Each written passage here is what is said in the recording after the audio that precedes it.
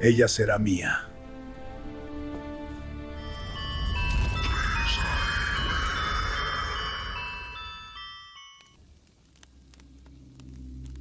Hola comunidad, esta es la historia de Katrinka y de lo que pasó en este pueblo. Contada, cómo sucedieron las cosas, sin adornos, porque la verdad no necesita de palabras elegantes para calar en los huesos. Aquí, las cosas se dicen como son, con el lenguaje de la tierra y del trabajo.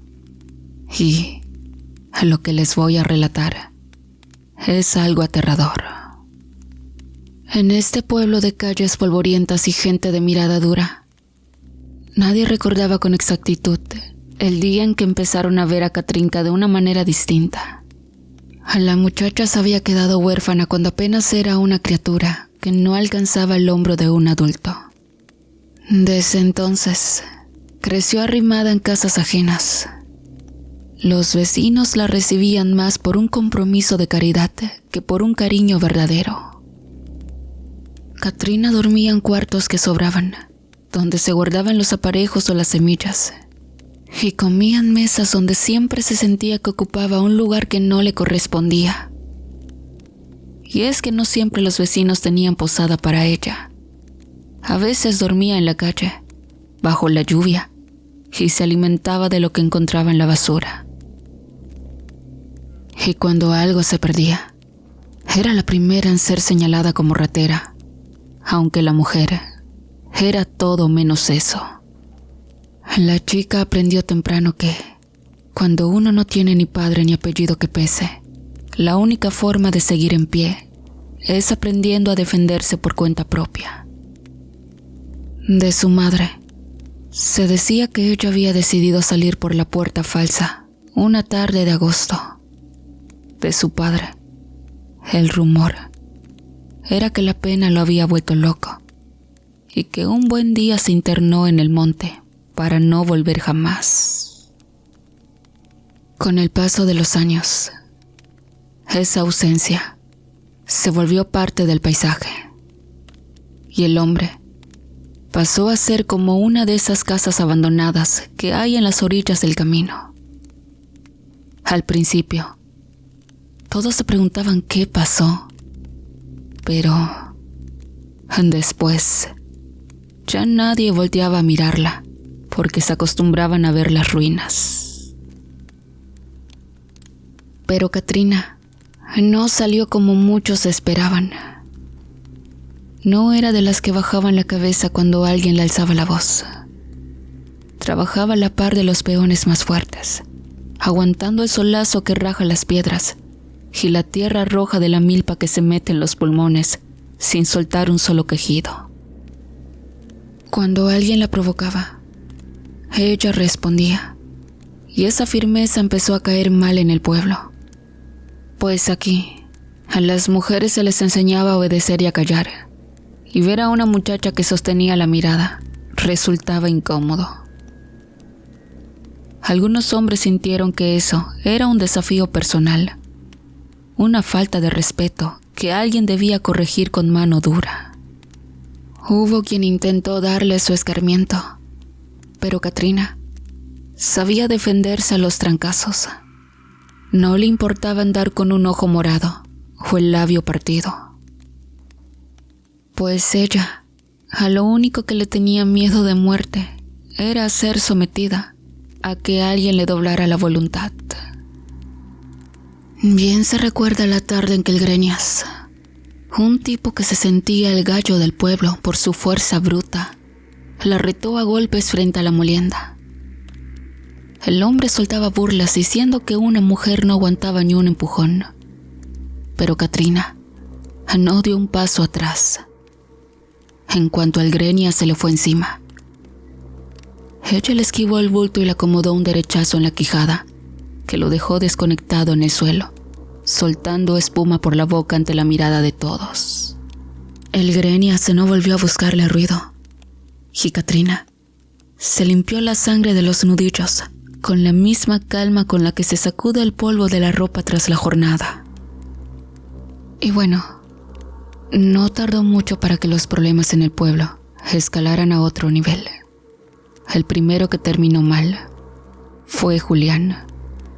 Ese hombre era conocido por todos porque, en cuanto se tomaba unos tragos, se le daba por arrinconar a las muchachas en los corrales o en los callejones oscuros, creyéndose el dueño de lo que no era suyo. Unos días antes de su muerte, varios vecinos lo vieron discutiendo fuerte con Katrina, cerca del camino que va al pueblo vecino. Julián, con el aliento apestando a aguardiente y la cara roja de pura soberbia, le gritaba cosas feas mientras intentaba cerrarle el paso. Ya te traía ganas, huerfanita, y hoy nadie te va a quitar de mis manos. Le soltó con una risa que daba asco. Aquí mandan los hombres, y a ti te hace falta que alguien te enseñe cuál es tu sitio en el suelo. No te me pongas brava, que entre más te resistas, más me va a gustar. Vomitó el tipo, mientras estiraba las manos para jalarla hacia la sombra de unos matorrales. Hubo un forcejeo brusco a la vista de varios. Julián la sujetó por las muñecas y la sacudió con ganas de doblarle el orgullo, mientras ella ponía fuerza en las piernas para no dejarse arrastrar. Pero a lo que más calaba de esa cena no era la violencia del hombre, sino la quietud de los que estaban mirando. Nadie intercedió. Los hombres y las mujeres del pueblo la odiaban por igual, aunque por razones distintas. Y es que ellos la detestaban, porque era bella pero no se dejaba mancillar, y eso les hería el ego. Y ellas, porque vivían reprimidas, agachando la cabeza ante sus maridos, y no soportaban ver a una mujer indomable que hacía lo que ellas no se atrevían. La celaban por su libertad y por esa espalda que nunca se doblaba. Así que se quedaron ahí, viendo cómo Julián la jaloneaba, esperando verla finalmente humillada. Nadie supo exactamente qué pasó esa noche después de que se perdieron de vista tras el camino, donde la luz ya no alcanzaba a llegar. Pero a la mañana siguiente, encontraron a Julián al fondo de una barranca. Tenía la cabeza destrozada contra las piedras, como si el golpe hubiera sido con una hazaña que la pura gravedad no explica. Tenía el cráneo abierto, como una granada madura. En la cantina dijeron que seguro se le pasaron las copas y se despeñó solo por andar de impertinente. Fue un accidente, decían los que no querían buscarse problemas ni admitir que algo raro estaba pasando. Pero hubo más de uno que se acordó de la calma con la que Katrina había aguantado las amenazas de ese hombre apenas unas horas antes. Luego le tocó a Ernesto. Ese era de los que presumían de bravos en la cantina, de los que necesitan el ruido de los demás para sentirse importantes. Y una noche, al calor de los mezcales y con el orgullo herido porque Katrina ni siquiera le devolvía el saludo, se puso a vociferar frente a su grupo de amigos. Los otros hombres lo cuchicheaban, riéndose de mala gana, diciéndole que mucho hablaba, pero que esa muchacha nadie le ponía la mano encima. Y Ernesto, con los ojos inyectados en sangre y la mano golpeando la mesa de madera vieja, soltó lo que ya traía rumiando desde hacía días. Ya estuvo bueno de que esa huérfana nos vea a todos como si fuéramos menos que la tierra que pisa, dijo Ernesto, escupiendo al suelo. Se cree mucha pieza porque nadie le ha dado su merecido, pero eso se acaba hoy mismo. Y uno de los compadres, apodado el Chueco, soltó una carcajada burlona mientras se servía más trago. Déjala en paz, Ernesto. ¿Ya viste cómo acabó Julián? A esa mujer la cuida el diablo, o tiene la mano muy pesada. Mejor búscate a otra que no te ande buscando la ruina. Ernesto se puso de pie, tirando la silla hacia atrás. El ruido de la madera contra el piso de tierra hizo que los demás callaran por un momento. Mira, a mí no me va a asustar una chamaca sin padre. Esta misma noche voy a ir hacia el cuartito donde renta, ese que está pegado a la cerca de los corrales viejos. Y se los digo de una vez, para que no anden con cuentos. La voy a hacer mía. Me importa poco si llora o si grita.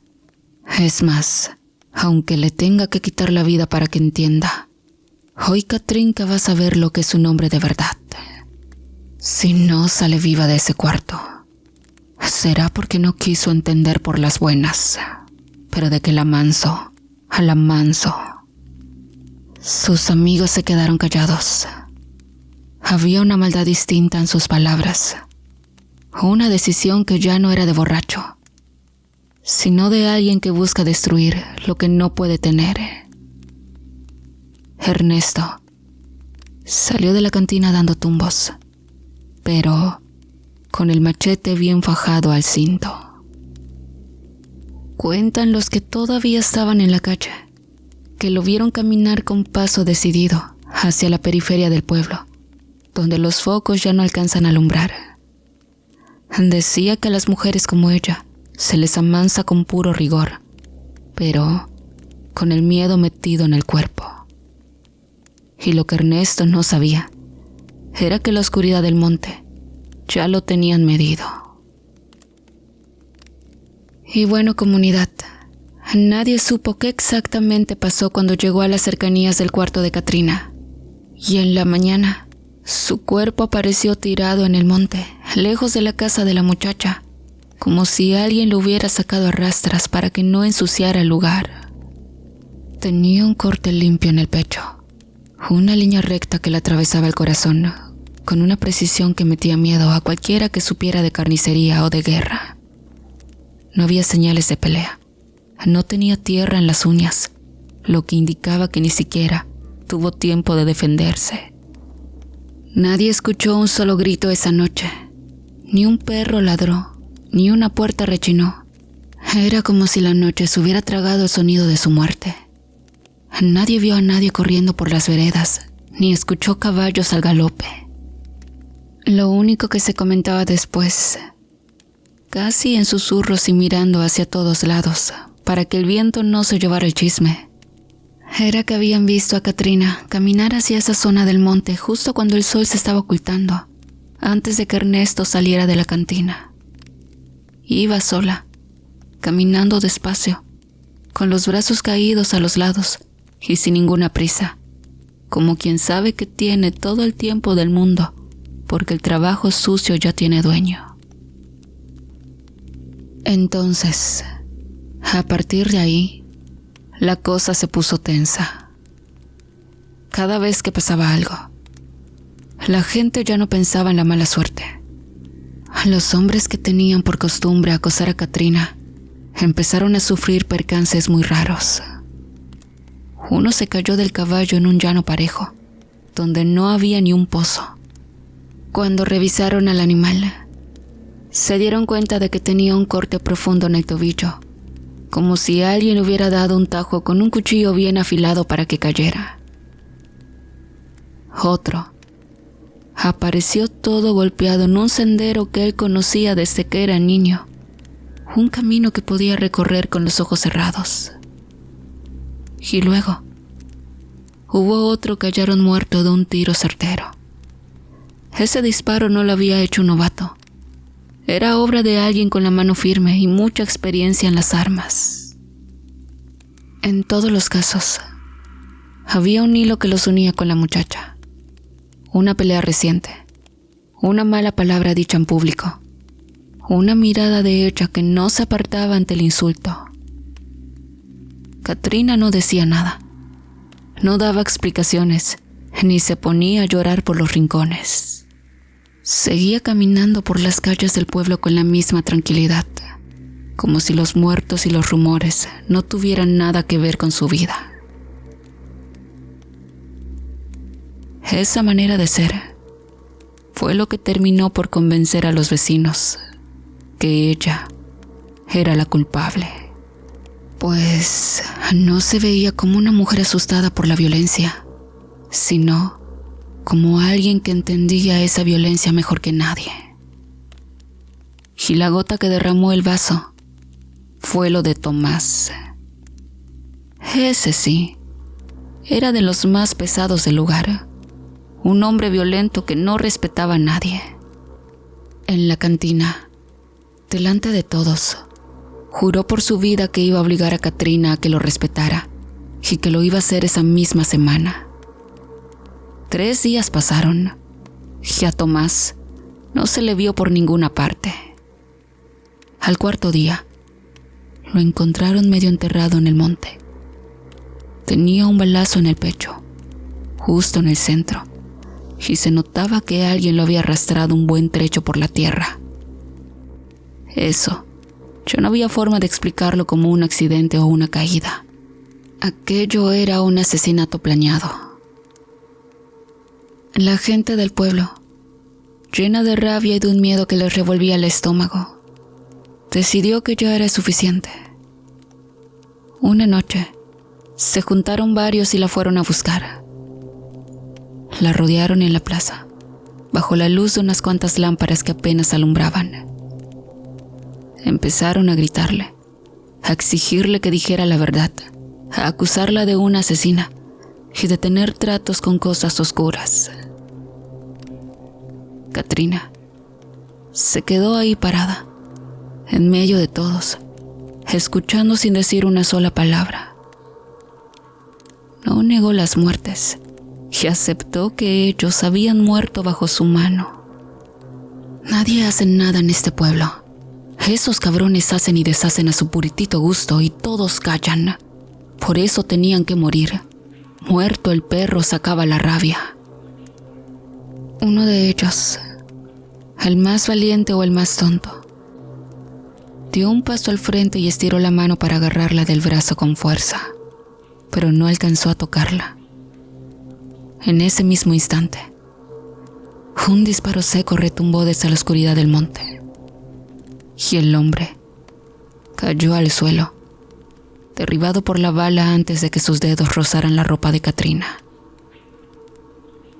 El estruendo fue tan fuerte que todos se quedaron paralizados, sin entender de dónde había venido el fuego. Y ese segundo de duda fue suficiente para que sonara otro tiro, y luego otro, encontrando siempre un blanco en los hombres que estaban más cerca de ella. Se armó un desmadre total. La gente corría para todos lados, gritando que los estaban matando a todos.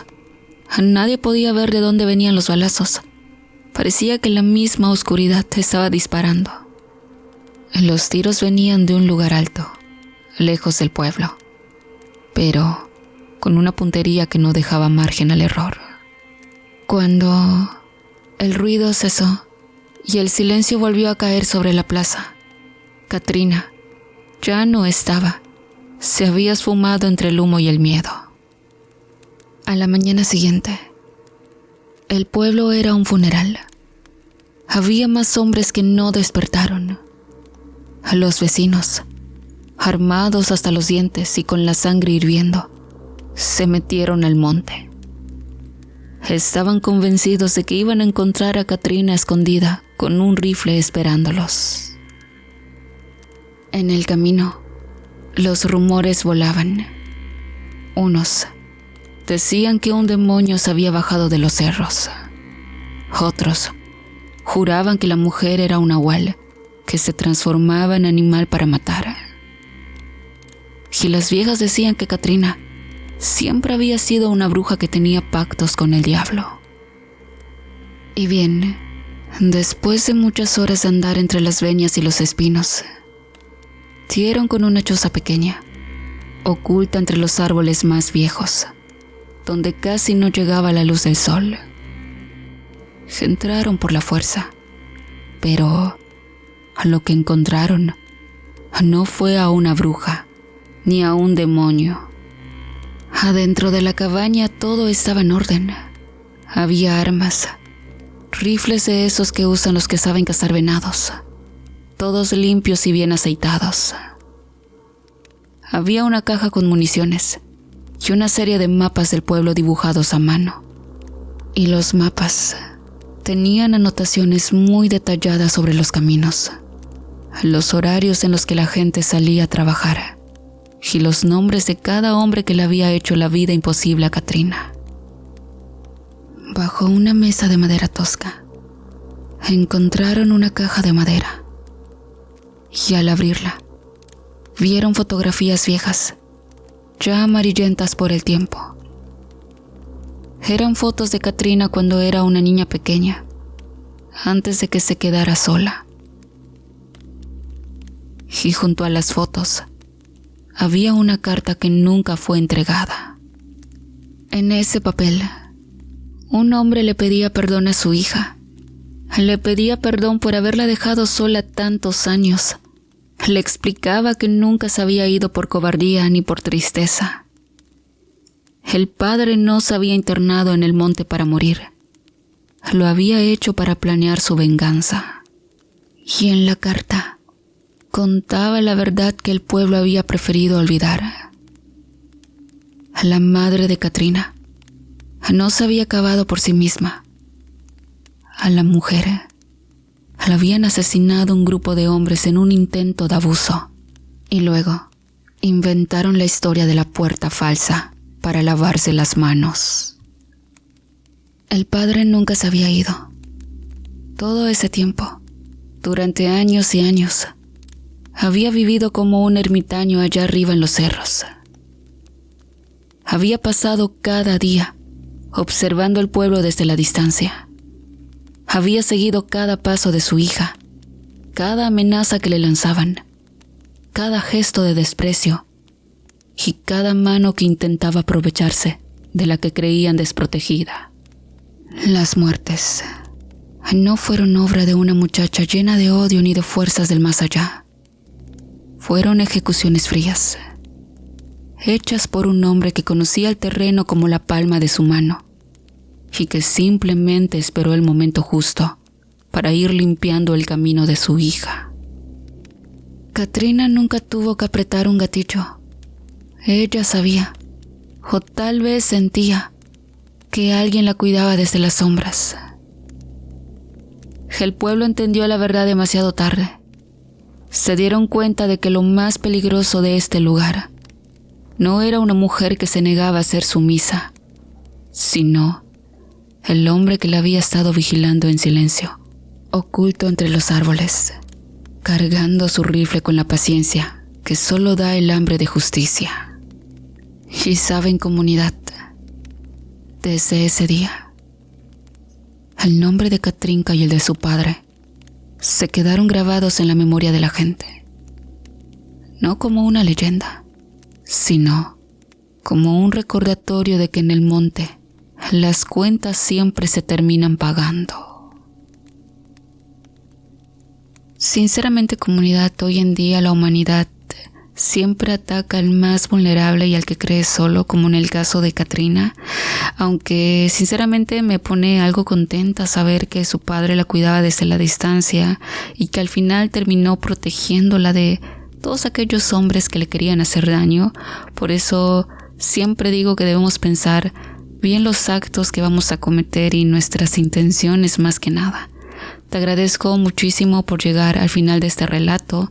Te invito a que me comentes sobre este relato, sobre esta historia. De igual manera te invito a que le des me gusta, a que te suscribas al canal, que le des hipear y que lo compartas con tus amigos para que nuestros relatos puedan llegar a más gente y más gente pueda identificarse o disfrutar de una historia. Te agradezco nuevamente tu tiempo. Te invito a que me comentes una vez más y que tengas un muy bonito día.